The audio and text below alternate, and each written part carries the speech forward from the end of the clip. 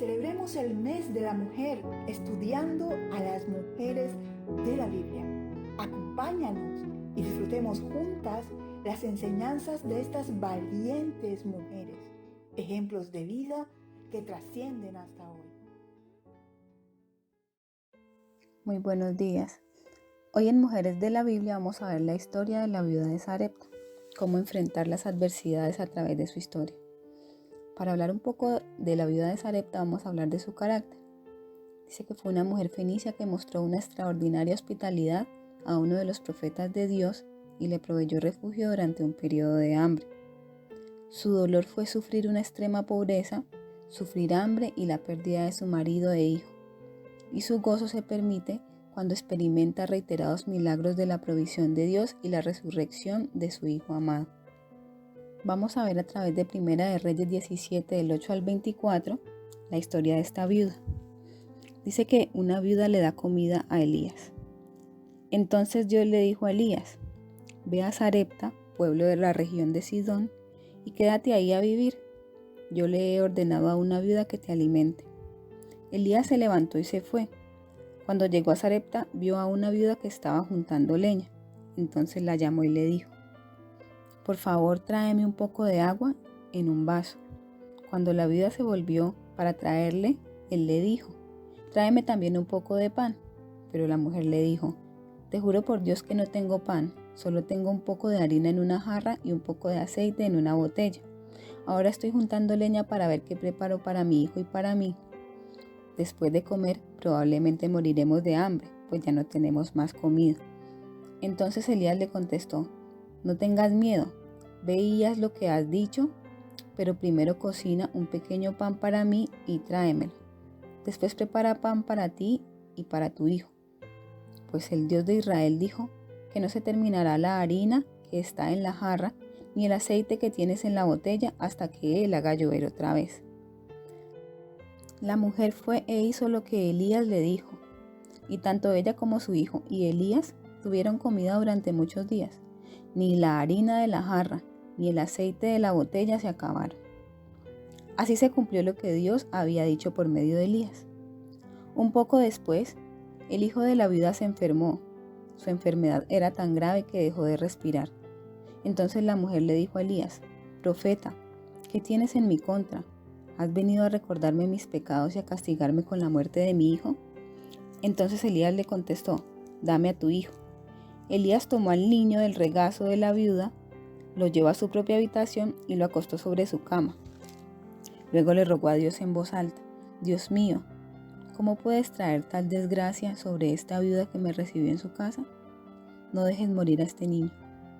Luego de haber dicho esto, Elías se tendió 3 veces sobre el cuerpo del niño en voz alta, rogó a Dios: Dios mío, devuélvele la vida a este niño. Dios escuchó la oración de Elías y el niño volvió a vivir. Entonces Elías tomó al niño, lo bajó del primer piso, se lo entregó a su madre y le dijo: mira, tu hijo vive. La mujer contestó: ahora sé que de veras eres el profeta de Dios y que tus mensajes vienen de él. Con este pasaje entendemos una promesa que se recibe, y es que Dios no ignora la necesidad de los que no pueden cuidarse por su propia cuenta. No los insta a recomponerse y seguir adelante cuando sabe que no tienen recursos para hacerlo. No les da una palmadita en la espalda ni les dice que lamenta que la vida sea tan dura. Dios interviene a través de los modestos milagros, en este caso, asegurándose que una pequeña cantidad de harina, que era apenas lo justo para un pancito, nunca se acabara. Nuestro Dios sigue siendo un proveedor milagroso y sigue brindándonos lo que necesitamos, a veces de manera que nosotros no esperamos. Y en esto vemos las promesas en las Escrituras. En el Salmo 68:10 dice que finalmente allí se estableció tu pueblo, y con abundante cosecha, oh Dios, tú proveíste para tu pueblo necesitado. Dios también dice en el Salmo 132:15, bendeciré a esta ciudad y la haré próspera. Saciaré a sus pobres con alimento. Y también habla en 1 de Timoteo 5, del 4 al 5, dice: pero si ella tiene hijos o nietos, la primera responsabilidad de ellos es poner en práctica la sumisión a Dios en su hogar y retribuir a sus padres al cuidarlos. esto es algo que le agrada a Dios. Ahora bien, una verdadera viuda, una mujer que realmente está sola en este mundo, es aquella que ha puesto su esperanza en Dios día y noche y ora a Dios pidiéndole su ayuda. La viuda no tenía un almacén secreto de alimentos y agua. Tan solo tenía una gran necesidad. Y al principio ella debió de haber dudado mucho de la sabiduría de compartir lo poco que tenía. Pero su pequeño sacrificio produjo un gran beneficio. De modo tan sorprendente que su único medio de sostén, que era una vasija casi vacía de harina y un poco de aceite con el que ella podía hornear, no desapareció hasta que Dios volvió a enviar las lluvias. Dios podría haber continuado organizándolo todo para el profeta Elías, llevándolo a acampar en un barranco, siendo alimentado por los cuervos. También Dios podría haber proporcionado una nueva fuente de agua cuando la primera se secó.